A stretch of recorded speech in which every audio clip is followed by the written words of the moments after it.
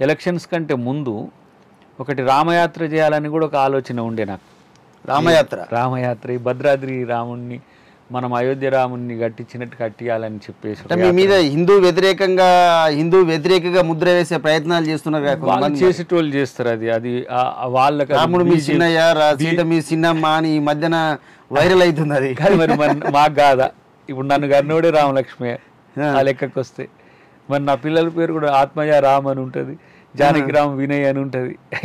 విచిత్రంగా ఉందే. అంటే వాడు చేసే ట్రోల్ మనకెందుకు? పాకిస్తాన్ ప్రేమికుడు అని చేయలేదా? అంటే ఈ దేశంలో ఎవరైతే మూలవాసులు ఆదివాసులు ఉంటారో వాళ్ళ మీద ఈ మనువాదులకు కొంత కోపం ఉంటుంది.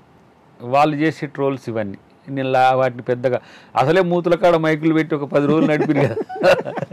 అంటే ఇప్పుడు రాముడు వాళ్ళ చిన్నయ్య వాళ్ళ పెద్ద అయితే నా చిన్నయ్య నా పెద్దయ్య కాడ అంటే వాళ్ళకి సొంతం అన్నట్టు. బీజేపీకి అసలు నాకు కూడా చిన్నమ్మ అని మీ ఉద్దేశం అంతే కదా.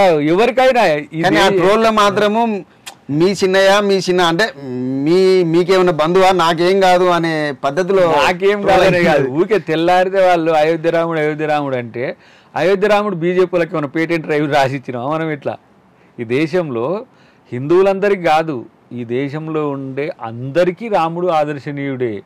రాముడు దేవుడని కొలుస్తాం, రాముడిని అందరం ఓన్ చేసుకుంటాం. ఈయన నాకే సొంతం అంటే మరి నీకే సొంతం అంటే మరి మాకెవరైతారు? కాబట్టి ఇలా ట్రోల్స్ని పట్టించుకోకండి. బీజేపీ, ఆర్ఎస్ఎస్ వీళ్ళు వాట్సాప్ యూనివర్సిటీలు చేసే ట్రోల్స్ అన్నీ కూడా రాజకీయం కొరకు చేస్తారు.